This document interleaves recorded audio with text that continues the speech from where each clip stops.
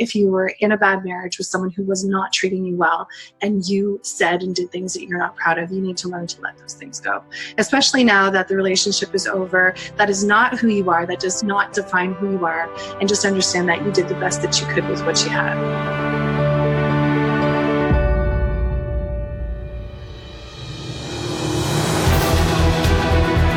Welcome to the Thriving After Divorce podcast, where you learn the secrets to reclaim your life and turn your breakup into your breakthrough.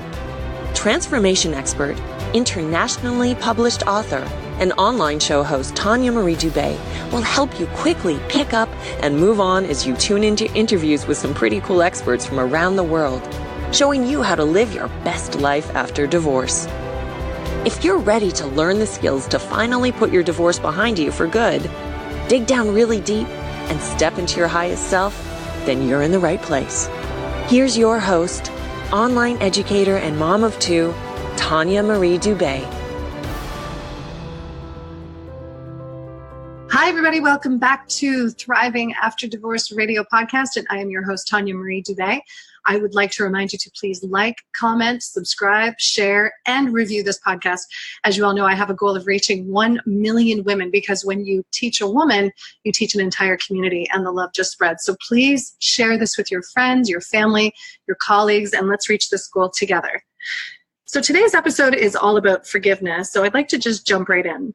Now, when I'm looking back, I'm not really quite sure if it happened when she was dying or if it came after my daughter was born, but the forgiveness that I had to have for my mother needed to happen. And I went through spades of this. I went through understanding her own life and her own experiences and why she had made the choices that she had made. And when I came to terms with that, then something else happened, and then I had to come to terms with that. And lastly, when I had my daughter and my daughter was born, I had a really hard time justifying the decisions that my mother had made when I was a child. As some of you may know, I was in foster homes. I was in 7 different foster homes by the time I was 2 years old.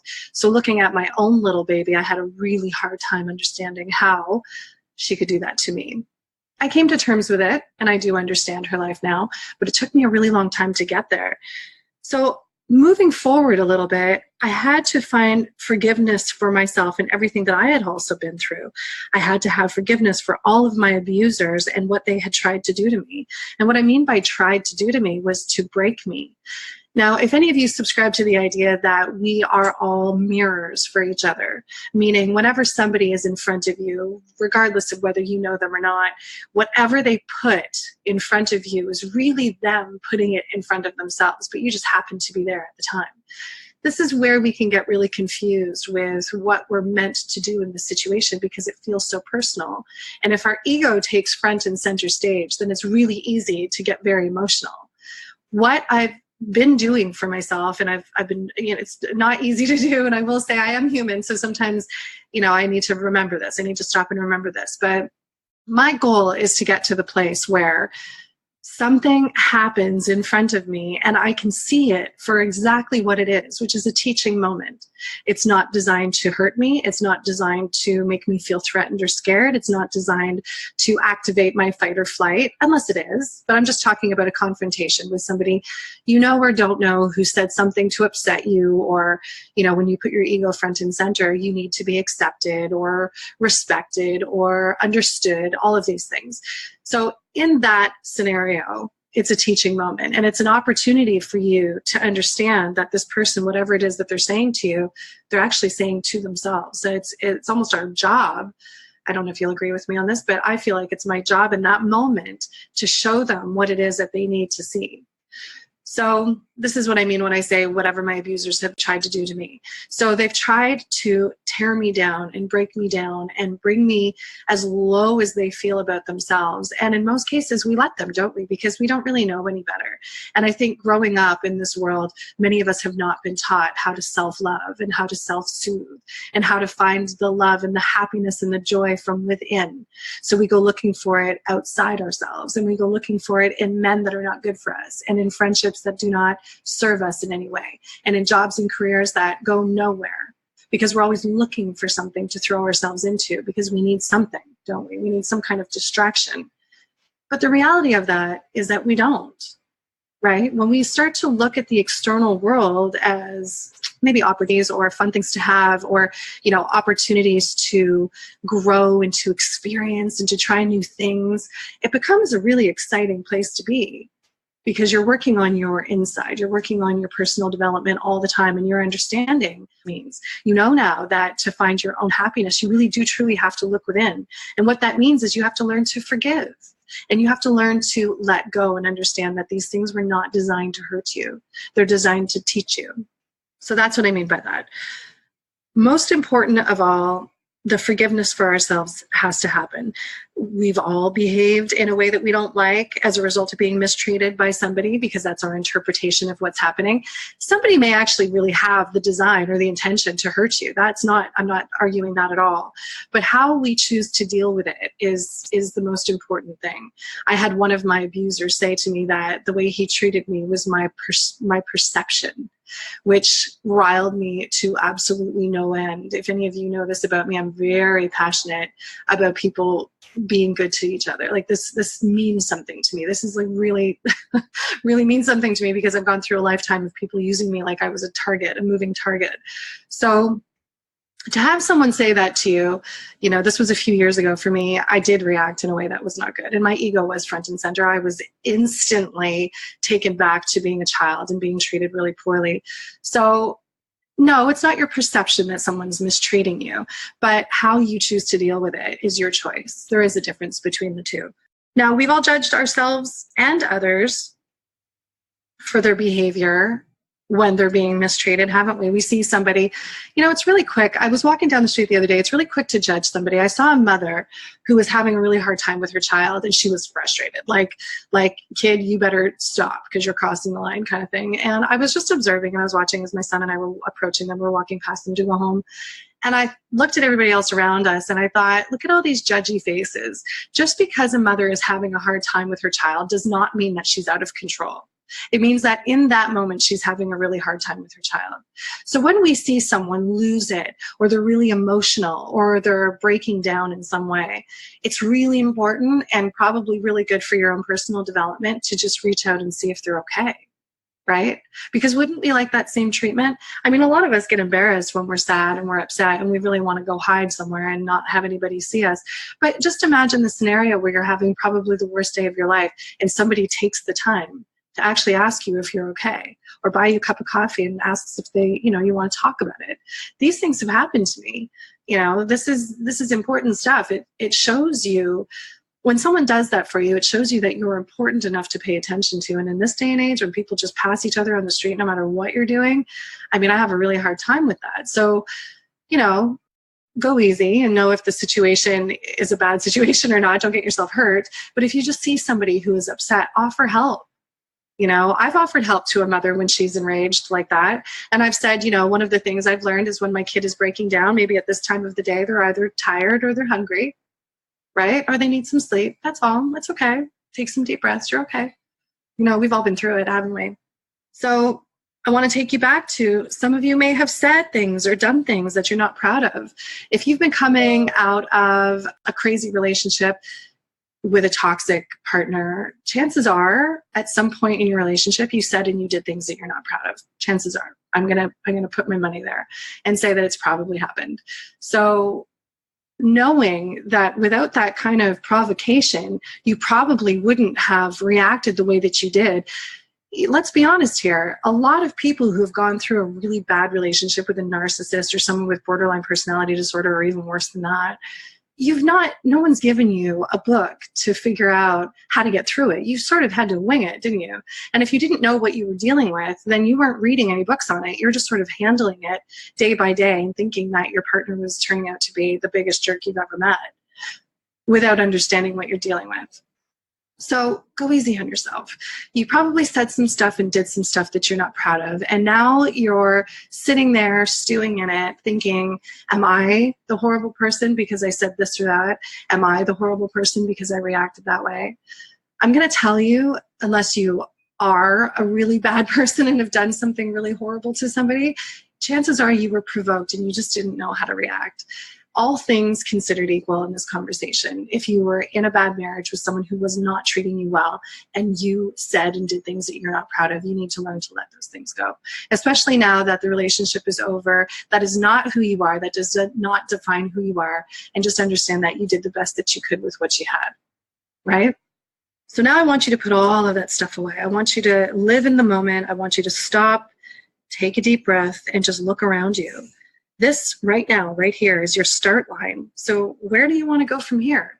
You know, I see myself right now in my own personal life and where I set my standards and my own boundaries for what I'm going to push myself through.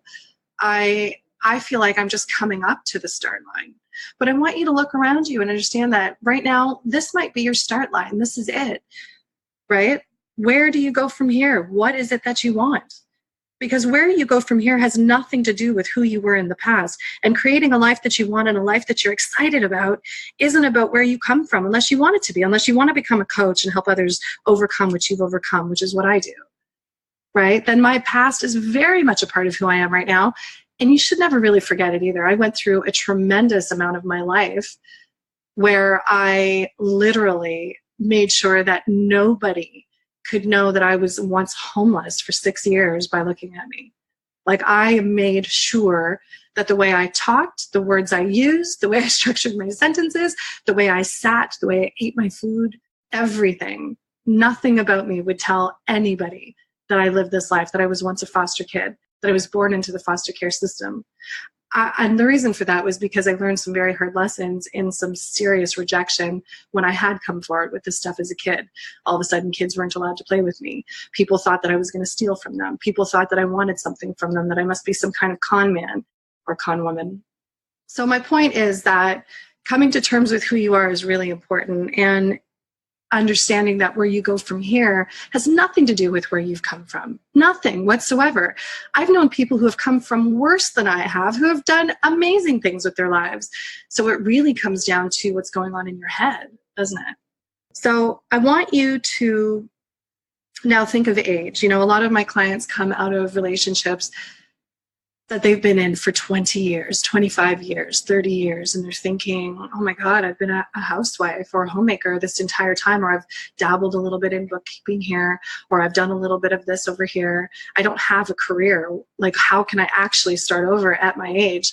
And I just want you to take a minute and just think of age like it's just a number. That's it. Just a number. It means absolutely nothing. It's a human thing. It's how we measure time on this planet. It means absolutely nothing other than this is how long you've been breathing on this earth. That's pretty much it. So we've been conditioned to think that the gold is in being youthful and being in your 20s or in your 30s. It's not. I don't want any of you to buy into some idea that you're not everything when you've taken control over your life and you've gained knowledge and earned some serious wisdom. I mean, come on, that's absolutely amazing. I was having this conversation with a bunch of 20-year-olds in the mall the other day. There's a sick kids hospital here in Toronto and they're raising money. And my son and I had a bunch of extra cupcakes and we brought some over to them because they're tirelessly standing there being rejected by, everybody all day long. Bless their hearts. They're doing a great job. But anyhow, so I went over to them and they're all in their 20s and we had a conversation. They asked me about what I do for a living and I told them, and we started talking on this topic of age and youthfulness. And I said, when I was in my 20s and I was being marketed to in that space, didn't you feel, for all of you who are listening, didn't you feel like you were everything? Maybe the world just sort of revolved around you, because it kind of did. And then you moved into your 30s and you started being older. Like, you could tell now if you walk past teenagers, they all stop talking around you, right? Or if you had a 20-something-year-old friend at work and they asked you to go out, all of a sudden you were like too old to be in that bar. Just weird things like that. And then suddenly you move into your 40s and you're understanding a lot more about life and you're understanding a lot more about what you shouldn't actually pay any attention to. And suddenly you start to notice that people are not really marketing to you. And if they're marketing to you, they're marketing to the version of you in 20 years. Start using all of this wrinkle cream now, because in 20 years, you don't want to look like a leather bag. But there's no attention being paid to the beauty of this age and the gloriousness of the wisdom and the power of the knowledge that you have and how strong you are as a woman by this point. Like, it blows my mind. And then And then I look at 60-year-old women that I'm passing by in the street, and I live like right in the city in Toronto. So there's people around me all the time. And I'm telling you something, the 50 and 60 and 70-year-old women are not even being seen. Nobody even sees them there. So if this is you and you're older and you feel like, what the hell am I going to do with my life now? I'm going to tell you something. You have something over the 20s and the 30s and the 40-year-olds that they don't have yet. You've got this wisdom and this knowledge and this insight into life that nobody else under your age has. This is a gift, I think. And if there's something in your life that keeps coming up over and over and over again for you, for me, it was adversity. Like, I just kept going through adversity. And I thought, by the time, I walked out of my marriage, I thought, geez, like, is this ever going to end? Why do I keep going through these things? Why is this showing up for me over and over and over again? Somebody said to me, hey, why don't you just look at it as the universe giving you a master's degree in adversity? And I thought, oh my gosh, this is it. This is something I can teach. I can teach about transformation. I can teach about what it means to motivate and to inspire yourself and to find inspiration all around you. I can teach about what it means to create a life that you love, right? I can teach on all of that stuff because it keeps showing up for me over and over and over again. And what do I have now that I didn't have 20 years ago when I still could have talked about adversity 20 years ago? I've got wisdom, right? And I'm a mom now, which means this has changed me. It's loosened me up in ways that I wasn't before. It's made me empathetic in a way I wasn't before. It's made me compassionate in a way that I wasn't before. All of these things make me stronger and more powerful, right? So don't discount your age, whatever age you are. You could be 30 years old and listening to this right now. Great. Use everything that you've got up until this point in your life and create something for yourself. And I strongly encourage people to try to get into a business for themselves online or something. It doesn't have to be online, but this is my space and this is what I know about. But something that's not a traditional, I'm going to go into a 9-to-5 job because I don't know what else to do with my life. Like, this is your second chance, right? This is your second chance. This is an opportunity. So don't blow it, right? Spend some time thinking about it. Now, there was a time when I was younger, when I was in survival mode, and it may be where some of you are right now. So one thing that helped me was the constant reminder that I wasn't going to die, right? Because we go through this fight or flight instantly in survival mode. We think, oh my God, I'm going to die. This feels overwhelming. I can't breathe. I can't focus. I can't sleep. I can't eat. I'm going to die. You're not going to die. Okay, I just want you to know that right now. Take some deep breaths and know that you're going to be all right. Just like all your memories of your childhood are now in the past. This will one day too be in the past. You just got to get through what you're going through right now. So I understand that this right now, what's going on is just a moment in the history of me and my time on this planet. So I'm going to look back on this one day and I'm going to think, how did I create what I did under so much stress? So this happened when I was 20 years old. So, again, I was homeless from when I was 12 to 18 years old. And when I look back on that, I think, how in the world did I survive that? And a lot of things happened in that space that were pretty cool. Like, how did I do all of those things? Right? So I'll tell you how I did it. So I had to understand that this will one day just be a memory, just like I just said. I had to understand that I am in complete control. Right now, in this moment, I am in complete control. I'm in complete control if I'm going to feel victimized. I'm in complete control if I'm going to go right now and pick up a book and teach myself something I did not know about my personal development and what I need to know about emotional intelligence, inner strength, mindset, perspective, anything, spirituality. It's my choice to pick up that book or to not, right? I had to understand in a deep, deep, deep level that I really, truly deserve happiness. And I had to understand that one day, this is when I was a kid, right? One day I was going to get the opportunity to design the life that I really want to live. I just got to get through this right now. I remember telling myself that. You just got to get through this. Just get through this. That's all you got to do.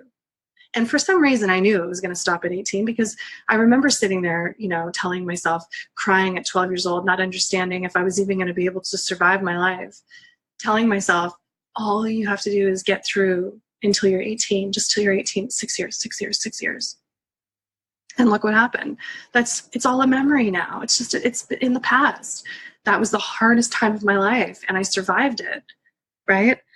I had to understand, again, that my personal development is in my hands. It's my choice. So when I was a kid, if I couldn't afford books, I would go and borrow them from the library.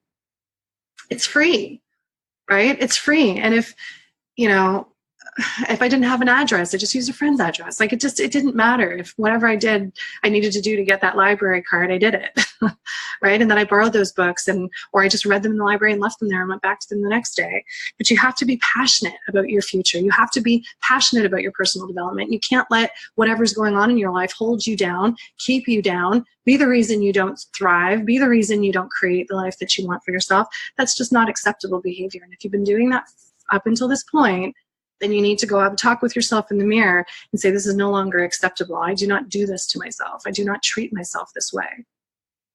Okay? Now, another big thing about me is that I do not believe in the word no.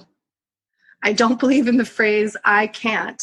Those things do not exist in my world. If I'm trying to get something or find something and somebody says to me, no, you know what? Sorry, that can't be done. I'm like, no, it can. It can be done. You just don't want to. Or we're going to work out a way to do it, or you're going to put me on the phone with someone who can make this decision.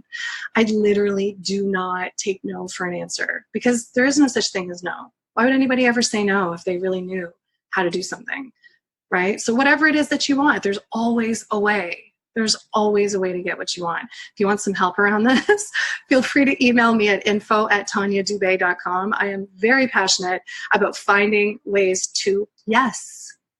Right? Maybe that'll be the name of my book one day. Finding a way to yes. That's really important to me. And don't say I can't, or don't say I wish I was the kind of person who could do, or don't say, if my life was different, I could have. None of those things matter. They're all just excuses. So if you hear those things coming out of your mouth, of course, correct yourself, especially if you're saying I can't or I'm too afraid to. Those are indications that those are the things you should be trying to do, right? Those are the things that are going to push you out of your comfort zone and push your boundaries a little bit, which is really good. Because that's what opens you up to all kinds of other things, right? Now, another thing that I always used to tell myself, and I still tell myself now, all of these things I still tell myself now, is nobody is going to get in the way of me fulfilling my soul's purpose. At every season of my life, I have wanted to do something different, try something new, be a part of something that's meaningful, create something that's powerful. I'm an artist at heart. I'm a multi-passionate artist. I've wanted to do lots of things in my life, but no one's going to get in the way of that. And why should anybody try? And if someone does try to get in the way of it, you may have experienced this in your marriage, then that's not the person for you, because they shouldn't be trying to get in the way of your happiness or your goals while you're here on this planet. So if you're single and you're free and you're able to create anything that you want, now's the time, right? Don't look back on this time like, oh man, I had all this time, I should have done something, which is a lot of the time what I used to say to myself, because I let other people get in my way. So if you're single now and you're free and you can do it, do it. Your kids will be on board. Make them a part of your idea. Give them something to look forward to if you reach your goals. That'll push you too, because then they're going to be pushing you as well. Make them a part of it, but don't ever make excuses, and don't let your kids be the reason you don't succeed. Don't let your ex-partner be the reason you don't succeed, and don't let yourself be the reason you don't succeed. This shell of a body is housing a soul that's here for a reason. So get out of your way, right? Lastly, I always promise to love and take care of myself.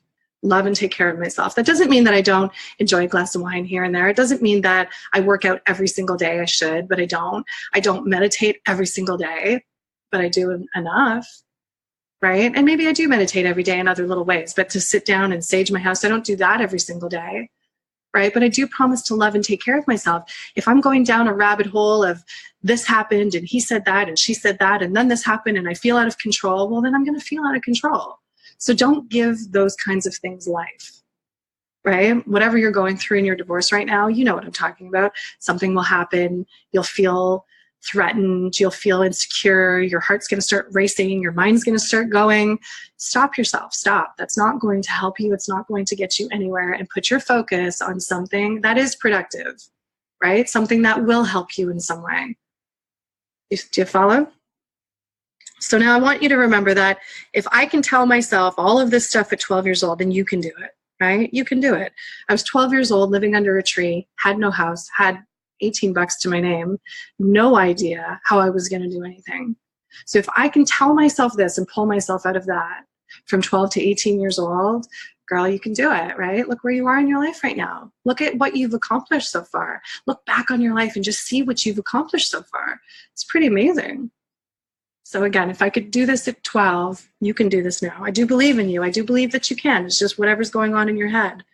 So I'm going to take a minute to remind you that when I left my 18-year marriage, I knew that I was blowing up my family unit. And for the sake of my family's privacy, I'm not going to say why, but it was entirely an act of self-preservation that I left. And when I did, I had tremendous guilt for my kids and for myself.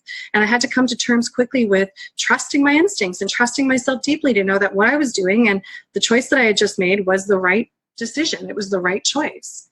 So if this divorce wasn't your choice, then I would take a moment to thank God for taking away what you thought you wanted, but wasn't good for you anymore. Okay, I just want you to take in a deep breath and have some gratitude for that, because that's a real thing. This thing that wasn't good for you anymore was removed out of your life for a reason. It was making room for the bigger thing. Do you see? So again, I want you to think of this as an opportunity for you to do whatever you want to do with your life. So please don't waste it. Treat it like it's a gem. Treat your life like the precious thing that it is, because it goes fast. You know that. Look how fast this last 3 or 4 decades has gone for you, or 5 decades or 6 decades. Like, think about how quickly it's gone by, right? The only thing that's standing in your way is you. Right? Think about that. The only thing that's standing in your way between you and the thing that it is that you want is you. It's going to be all your fears, all your self-limiting beliefs, all your doubts, all your insecurities. It's going to be all the things you've always taught yourself that you cannot do, and all the reasons why you couldn't do it. And then your ego shows up and is like, you know what? If that's truly what you think about yourself, then I'm going to make you right. I'm going to start putting all of these things in your life so that we justify that thought. Right? We make that true. So do yourself a favor and just understand that you are getting in your own way. Fears are not real. Your self-limiting beliefs, not real. Just think about that for a second. You can literally do whatever it is that you want to do. So I'm going to wrap this up. I have something for you guys for free. I want you to go to tanyadube.com/sign up. So TANYADUBE.com/sign up, all one word, to download something that I created for you to get through your divorce. Now, I've been working with clients long enough in this space to know that there are 3 things you must pay attention to when going through your divorce. Shame, guilt, and rejection is 1. Self-love is 2, and your mindset is 3. So this is what I've created for you. It's called the Divorce Recovery Starter Kit. So go to tanyadube.com/sign up to download it right now. So that's it. So thank you so much for listening in today. I'm so happy to share this space with you. You're listening to the Thriving After Divorce radio podcast, and I'm your host, Tanya Marie Dubé. I will see you here, same time, same day, next week. And don't forget to set your intention for the week.